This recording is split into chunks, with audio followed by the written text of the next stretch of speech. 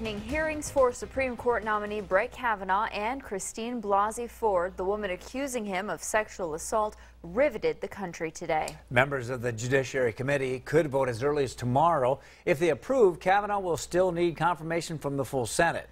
With a razor-thin margin in the balance of power, support from South Dakota's Republican Senators John Thune and Mike Rounds will be essential. On the Night Beat, KELOLAND's Dan Santella brings you their thoughts after today's emotional testimony. Dan? Don, like so much in Washington, at the end of the day, or in this case the confirmation process, it becomes a simple question of whether or not you have the votes you need. If all senators are voting, 51 yes votes are needed. Right now, the balance of power in the Senate is 51 to 49 in the Republicans' favor.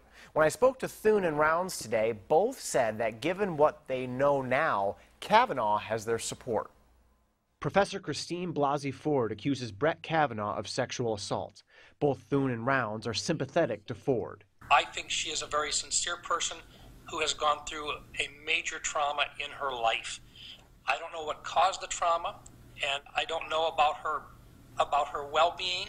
Clearly she had a traumatic experience and something that has stayed with her for a long time, and I thought she came across today credibly. Both senators have good things to say about Kavanaugh, too. You got an opportunity to hear from Judge Kavanaugh, who I thought was incredibly convincing as well. And so, like I said, you're kind of left with who do you believe? Because I think this entire circumstance lacks enough evidence, enough facts to enable us to really get to the truth of what happened. I had supported the judge earlier.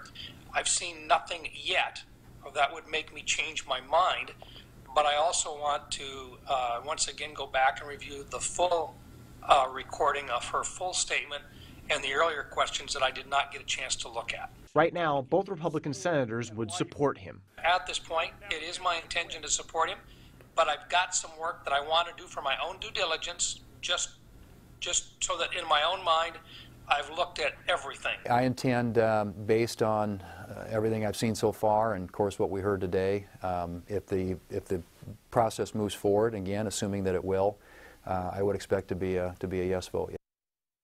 And both senators say a vote could happen around the middle of next week. All right, thank you, Dan.